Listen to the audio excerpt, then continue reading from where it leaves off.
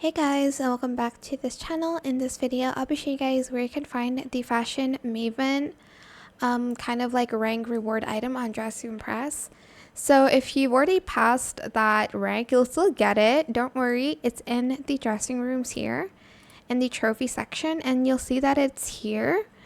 Obviously, it's gonna look different from you, like what this looks like, because maybe you've not reached this level or gotten the price for something.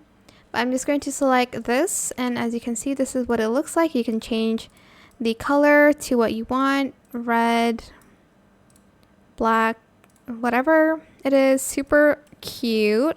That's so cool actually. But that is it. I hope it was helpful for you guys. Don't forget to like, comment, share, and also subscribe to this channel if you haven't done that already. If you have any questions, just leave it in the comment section down below. I will try my best to answer them all for you guys. And if you found this video helpful, please click the thanks button as well. That is it. Thank you so much for watching. Bye.